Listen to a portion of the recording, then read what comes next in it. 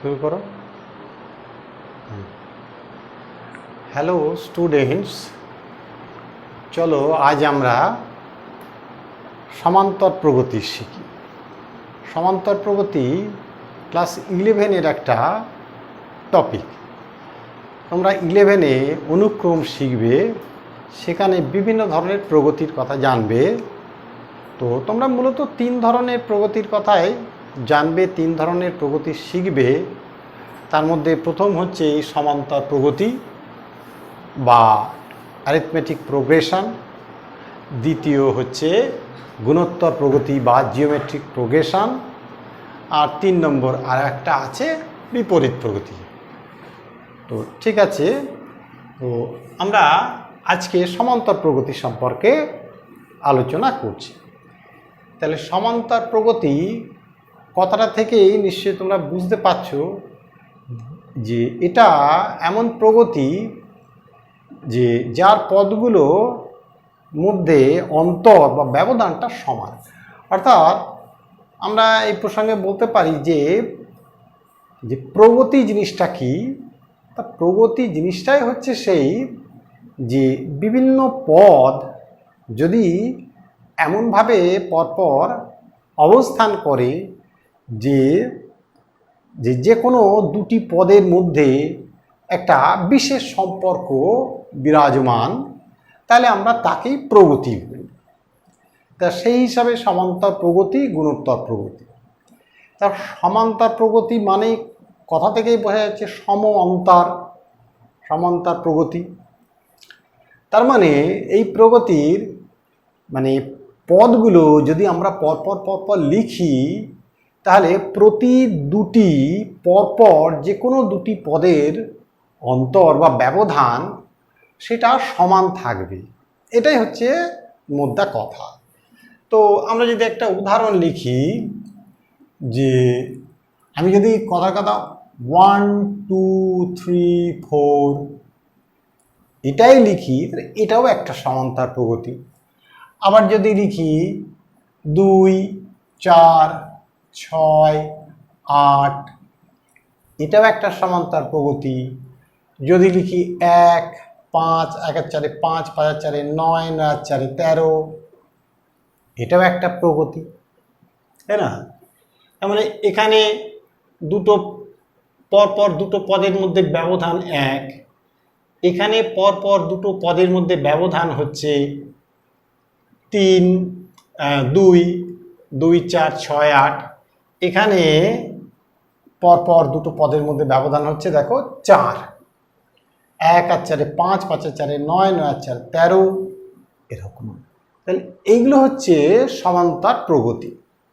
তা সাধারণভাবে আমরা সমান্তর প্রগতিকে যদি অ্যালজেব্রিক্যালি দেখাই, তাহলে সেটা আমরা দেখো এভাবে লিখতে পারি।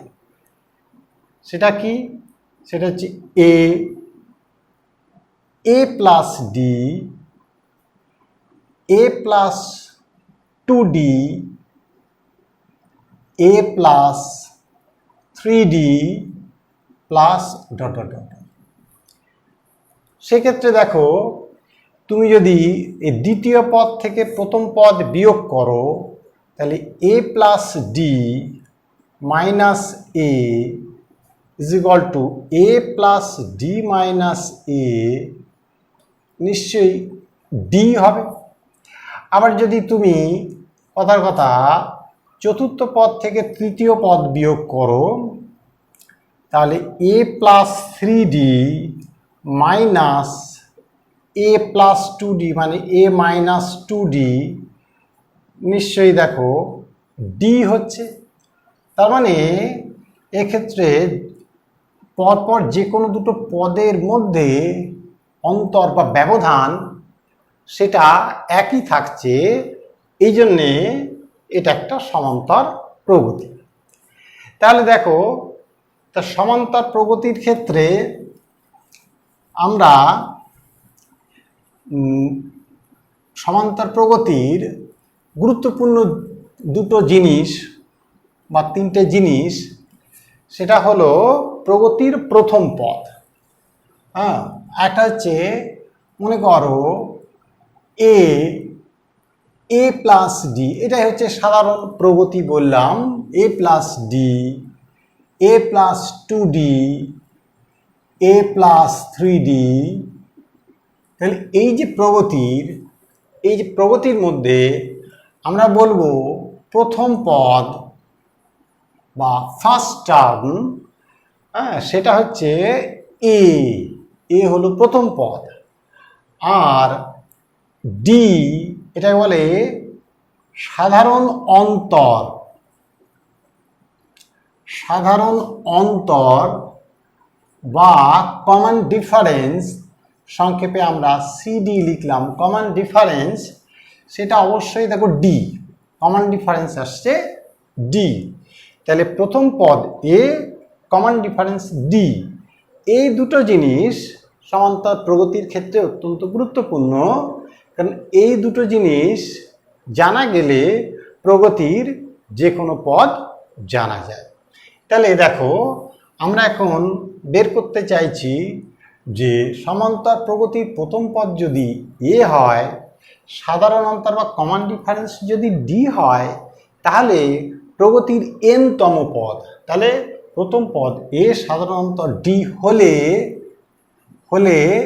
তাহলে এন-তম পদ আমরা বের করতে চাইছি। তাহলে এন-তম পদকে আমরা টিএন দিয়ে লিখি। তাহলে দেখো এন-তম পদ টিএন মানে জিনিসটা কেমন হবে, এ প্লাস, এখানে লক্ষ্য করলে দেখো খুব সহজে তোমরা বুঝতে পারছো যে দেখো প্রথম পদে কোনো ডি নেই, দ্বিতীয় পদে ডি, দ্যাট মিন্স দ্বিতীয় পদে 1d, in second term 1d, in third term 2d, fourth term 3d. Therefore, nth term you will get n minus 1d. nth term, তার মানে দেখো এখান থেকে দেখলেই খুব সহজে বোঝা যাচ্ছে যে যেহেতু যে দ্বিতীয় পদে 1d, তৃতীয় পদে 2d, অর্থাৎ তৃতীয় পদে 2d, তাই না? তাহলে চতুর্থ পদে 3d, তাহলে n-তম পদে এর থেকে এক কম, কারণ তৃতীয় 3 থেকে এক কম ডি, চতুর্থ 4 থেকে এক কম 3, n-তম পদে এর থেকে এক কম n-1। তার মানে দেখো খুব সহজ ব্যাপার যে n-তম পদ হচ্ছে এ প্লাস n-1 ইন্টু ডি, তাই না? তাহলে এই হয়ে গেল তোমার কোনো সমান্তর প্রগতির যদি প্রথম পদ এ সাধারণ অন্তর যদি ডি হয়, তাহলে প্রগতির n-তম পদ হবে এ প্লাস n-1 ইন্টু ডি। ঠিক আছে? তাহলে দেখো এরপর আমরা একটা অন্য জিনিসে চলে যাচ্ছি, যে সেটা হচ্ছে ধরো শেষ পদ। আচ্ছা, শেষ পদের কথা যদি বলি, শেষ পদ মানে কোনো সমান্তর প্রগতির আমি ধরলাম যে কোনো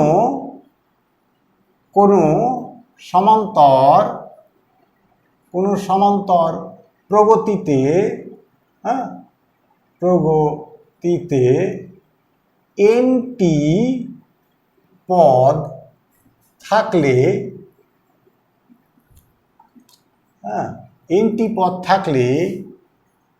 n-তম পদ হবে শেষ পদ, তাই না?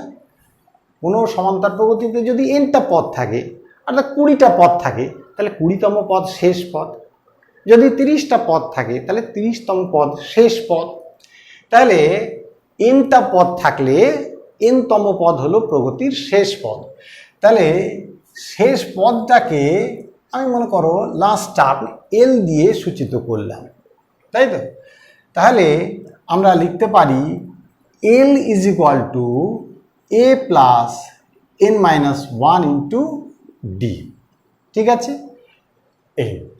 এবার দেখো আমরা সমান্তর প্রগতির n সংখ্যক পদের যোগফল বের করছি, অর্থাৎ sum of n terms in a arithmetic progression.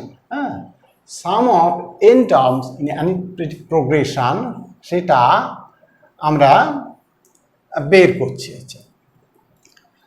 তো শেষ পদকে আমরা ধরলাম যে প্রগতির শেষ পদ হচ্ছে l। তাহলে আমরা দেখো সমষ্টি n সংখ্যক পদের সমষ্টি বের করছি।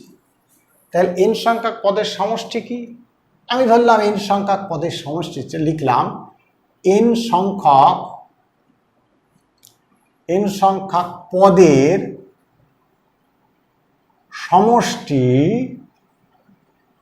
আমি s লিখলাম। n সংখ্যক পদের সমষ্টি m, sum of n terms is equal to s. Therefore s equal to আমি লিখতে পারি a plus d plus a plus 2d plus dot dot dot dot plus আমি লিখলাম l, শেষ পদ l, শেষ পদ আমি l ধরেছি আগে, ওই জন্য তোমাদের বলে নিলাম। এবার আমি কি করলাম, এই প্রগতিটাকে উল্টে লিখলাম।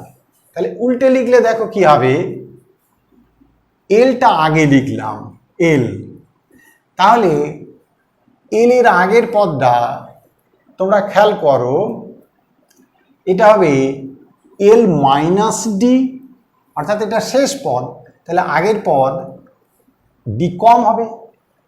হ্যাঁ, নিশ্চয়ই তার আগের পদ হয়ে যাবে তোমার এল মাইনাস 2d হয়ে যাবে, তাই না?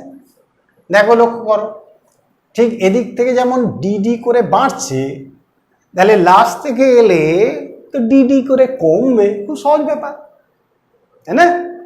শেষ থেকে যখন আমরা আসছি তখন ডিডি করে কমছে, প্রথম থেকে যাচ্ছি ডিডি করে বাড়ছে, প্লাস, খুবই সিম্পল ব্যাপার।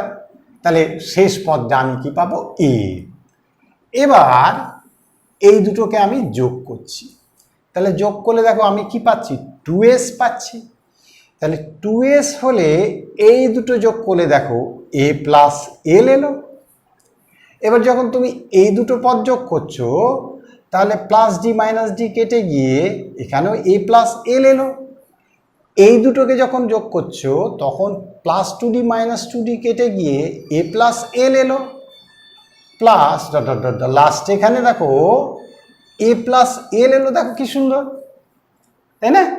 a প্লাস এল এলো, তাহলে কি হলো, তাহলে 2s এলো তোমার একটা, দুটো, তিনটে, ডট ডট ডট, নিশ্চয়ই n সংখ্যক, তাহলে n সংখ্যক a প্লাস এল এলো। তাহলে আমরা বলতে পারি যে 2s মানে a plus L into n into a plus L, মানে nটা a plus L. Therefore s is equal to n by 2 into a plus l, তাই না? তাহলে s is equal to n by 2 into a plus l। তাহলে দেখো এটাও কিন্তু একটা সূত্র, অর্থাৎ মানে সমান্তর প্রগতির n সংখ্যক পদের সমষ্টি হচ্ছে n by 2 into a plus l। এবার দেখো এইটাকে একটু অন্যভাবে লেখা যায়, সেটা এরপরে আমি এটা মুছে দেখাচ্ছি। সেটা হচ্ছে এখানে দেখাচ্ছি, দেখো যে s is equal to n by 2 into a plus l, তাহলে a plus l, তাহলে l এর মান, যে বললাম l মানে শেষ পদ, তোমাদের দেখো বলেছি, তোমাদের যদি মনে থাকে l is equal to a plus n minus 1 into d, তাই না? তাহলে কি হলো, n by 2 into a 2a plus n-1 into D. এই তাহলে এইটা দেখো তুমি সমান্তর প্রগতির সমষ্টি পেয়ে গেলে, তাই না? তাহলে এটা তুমি সমান্তর প্রগতির সমষ্টি দেখো পেয়ে গেলে। এই তারপর দেখো আমরা আরেকটা জিনিসে যাচ্ছি, তাকে আমি বলতে পারি সমান্তরীয় মধ্যক। হ্যাঁ, মানে সমান্তরীয় মধ্যক, সেটা হচ্ছে যে তিনটে পদ তারা যদি সমান্তর প্রগতিতে থাকে তাহলে আমরা মাঝখানের পদটাকে মানে দুই প্রান্তের সমান্তরীয় মধ্যক, হ্যাঁ, বলতে পারি। অর্থাৎ মনে করো এ বি সি তিনটে পদ সমান্তর প্রগতি গঠন করছে, তাহলে জিনিসটা কি হবে? তাহলে b minus A is equal to অবশ্যই সি মাইনাস বি হবে, বুঝতে পারছো? অর্থাৎ এই দুটো পদের তফাৎ এই দুটো পদের তফাতের সঙ্গে সমান হবে। B minus A is equal to c minus b হবে। তার মানে জিনিসটা কি হলো দেখো, b plus b is equal to a plus c হলো। অতএব 2b is equal to a plus c. Therefore আমি বি পেলাম এ প্লাস সি বাই 2।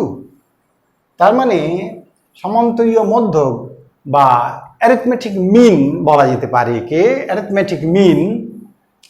তাহলে অ্যারিথমেটিক মিন কি?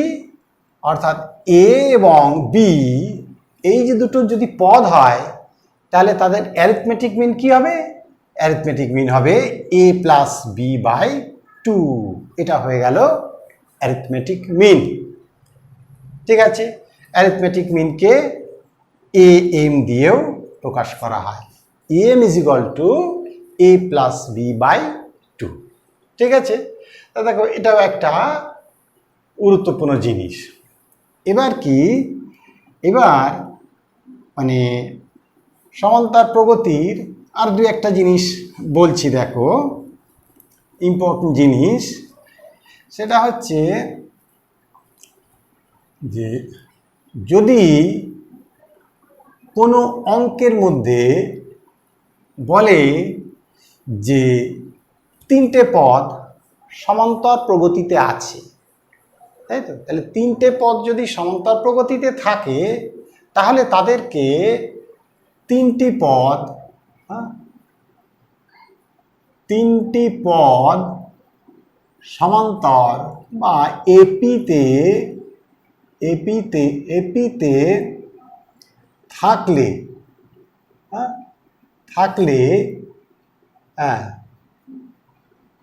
তাদেরকে ধরতে হবে এ মাইনাস ডিটাকে, তুমি প্রথম পদ ধরবে, মাঝখানেরটাকে এ, তারপরেরটাকে এ প্লাস ডি, তাই না? এরকম ধরবে। তাহলে দেখো তিনটে পদ সমান্তর প্রগতিতে থাকলে এরকম A minus D A plus D এরকম ধরবে।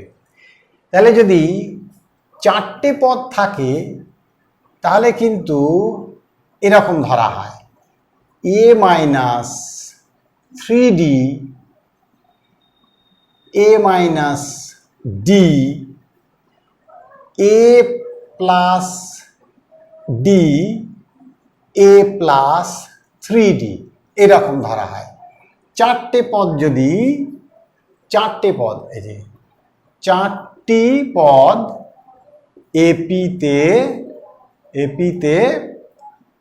এপিতে থাকলে, হ্যাঁ, তোমরা একটু এক্ষেত্রে তোমরা নিজেরাই একটু মাথা লাগালে বুঝতে পারবে যে কেন এরকম ধরা হয়। এক্ষেত্রে দেখো কমন ডিফারেন্সটা 2d আমি রেখেছি, তাই না? যদি 5টা থাকে তাহলে এরকম ধরা হয় A minus 2d A minus D A plus D A plus 2d এরকম ধরা হয়। বুঝতে পেরেছো? এগুলো একটু নিজেরা একটু চিন্তা করলেই বুঝতে পারা যায় যে এভাবে ধরার একটা বিশেষ সুবিধা আছে, যেটা তোমরা অঙ্ক করতে গেলে বুঝতে পারবে।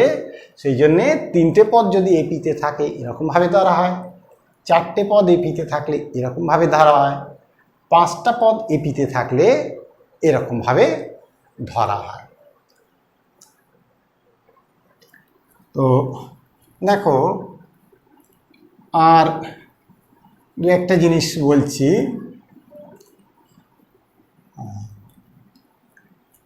সেটা হচ্ছে যে এই 3টে জিনিস খুব ইম্পর্টেন্ট। সেটা হচ্ছে যে প্রথমে আমি তোমাদের বলেছিলাম যে 1 2 3 4 5 এই যে স্বাভাবিক সংখ্যাগুলো n সংখ্যক স্বাভাবিক সংখ্যা, তাই না? 1 2 3 4 এটা n সংখ্যক স্বাভাবিক সংখ্যা, ন্যাচারাল নাম্বার। হ্যাঁ, এই n সংখ্যক ন্যাচারাল নাম্বারের সমষ্টি, সেটা যে খুব সহজে বের করা যায় তোমরা জানো, n ইন্টু n প্লাস 1/2। এটা দেখো খুব সহজেই তোমরা বের করতে পারো। সেটা কি, যে এটা তো সমান্তরাল প্রগতি গঠন করছে, তার ফার্স্ট টার্ম অবশ্যই 1, কমন ডিফারেন্স সেটাও অবশ্য 1। তাহলে সমষ্টি s ইজ ইকুয়াল টু এই যে n/2 into a plus l, 1 plus l মানে n। তাহলে দেখো এই চলে এলো n ইন্টু n প্লাস 1/2, ঠিক আছে? এইটা এবার দেখো, আর একটা জিনিস দেখাচ্ছি যে এই 3টে সূত্র খুব দরকার হয়। সেটা হচ্ছে, এটা 1 নাম্বার বললাম, 2 নাম্বার যে 1 square plus 2 square plus 3 square plus dot dot dot dot plus n square, এটা is equal to n into n plus 1 into 2n plus 1/6। আর 3 নাম্বার হচ্ছে 1 cube plus 2 cube plus 3 cube plus dot dot dot plus n cube, এটা is equal to n into n plus 1/2, তার এটা whole cube, ঠিক আছে? তো এই দুটো প্রমাণ অবশ্যই তোমরা যদি মেথড অফ ইন্ডাকশানে করো তাহলে খুব সহজে করতে পারবে। মেথড অফ ইন্ডাকশান কিচ্ছু কঠিন জিনিস নয়, খুবই সহজ জিনিস, তাই না? তোমরা হয়তো 12-এ উঠে শিখবেও, না শিখলেও মনে হয় এতই সহজে এখানেই তুমি জিনিসটা বুঝতে পারবে। অর্থাৎ আমরা এইটা দেখো তোমাদের করে দেখাচ্ছি যে কি, যে লেট আমি pn ইজ ইকুয়াল টু লিখছি 1 square plus 2 square plus 3 square plus dot dot dot plus n square is equal to n into n plus 1 into 2n plus 1/6, তাই তো? তাহলে দেখো p1 কি হবে, p1 মানে 1 স্কোয়ার, তাই না, is equal to 1 is equal to এ পাশে বসালে, ডান পক্ষে বসালে 1 into 1 plus 1 into 2 into 1 plus 1/6। অবশ্যই দেখো যে 1 ইন্টু 2 ইন্টু 3/6 মানে অবশ্যই 1 হচ্ছে, তাই না? তার মানে কি হলো, তার মানে pn সত্য, তাই তো? তার মানে pn সত্য আর p1 সত্য। হ্যাঁ, therefore p1 is true, p1 is true। তার মানে কি, let pm is true, therefore pm সেটা দাঁড়াচ্ছে 1 square plus 2 square plus 3 square plus dot dot dot plus m square is equal to m into m plus 1 into 2m plus 1 by 6, ঠিক আছে। আচ্ছা, নাও এই যে তাহলে পি এম প্লাস 1 কি হয়ে যাবে, 1 square plus 2 square plus 3 square plus dot dot dot dot plus m square plus m plus 1 এর হোল স্কোয়ার, তাই না। P m plus 1 method of induction is equal to, তাহলে এখান থেকে এইটুকু মানে এইটা m into m plus 1 into 2m plus 1 by 6 plus m plus 1 এর হোল স্কোয়ার। এবার একটু আমি মুছে ওপরে লিখছি, এগুলো একটু বড় হয়, আমি সেই জন্য এটা একটু ওপরে লিখে দেখাচ্ছি তোমাদের, ঠিক আছে, উপরে লিখে দেখাচ্ছি। তাহলে ইজ ইকুয়াল টু, দেখো m into m plus 1 two m plus 1 by 6 plus m plus 1 whole square, তাহলে এম প্লাস 1 একটা কমন নিয়ে নিলাম, তাহলে এখানে থাকলো দেখো m into 2m plus 1, m into 2m plus 1 by 6 plus এখানে থাকলো m প্লাস 1, তাই না, is equal to m plus 1 into, দেখো গুণ করে দিলে 2m square plus m plus 6m plus 6 by 6 is equal to m plus 1 into 2m square plus 7m plus 6 by এটা 6টা মনে করো আমি এখানে লিখে দিলাম, একটু তাড়াতাড়ি করছি, হ্যাঁ টাইম অনেক বেশি হয়ে যাচ্ছে, is equal to m plus 1 by 6 is equal to, দেখো 6 দুগুণে 12, 2m square 3 4 12, 4m plus 3m plus 6 is equal to m plus 1 m plus 1 by 6 is equal to 2m common নিলে m প্লাস 2 প্লাস 3 কমন নিলে m plus 2, that means m plus 1 by 6 into m plus 2 into দেখো 2m plus 3, তার মানে দেখো তুমি এটাকে লিখতে পাচ্ছ m plus 1 into m plus 2, মানে m প্লাস 1 প্লাস 1, হ্যাঁ লিখে দিলাম, ইন্টু 2m, তাহলে 2 ইন্টু m প্লাস 1 প্লাস 1, তাই না, বাই 6। এবার দেখো তার মানে কি, এটা দেখো এটা কি হচ্ছে n into n plus 1 into 2n plus 1 by 6, অর্থাৎ এই যে মেথড অফ ইন্ডাকশানে দেখো চলে এলো যে, তার মানে এটা যদি m এর জন্য সত্য হয় তাহলে এটা m প্লাস 1 এর জন্যও সত্য, হেন্স প্রুফ, তাই না।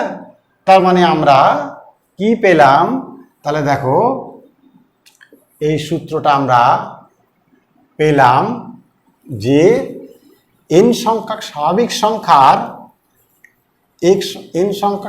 সংখ্যার আর কি বর্গের সমষ্টি, তার মানে এটা আবার লিখছি 1 plus 2 plus 3 plus dot dot dot plus n is equal to n into n plus 1 by 2, 2 number 1 square plus 2 square plus 3 square plus dot dot dot plus n square is equal to n into n plus 1 into 2n plus 1 by 6, আর 3 number 1 cube plus 2 cube plus 3 cube plus dot dot dot plus n cube is equal to n into n plus 1 by 2 তার whole square.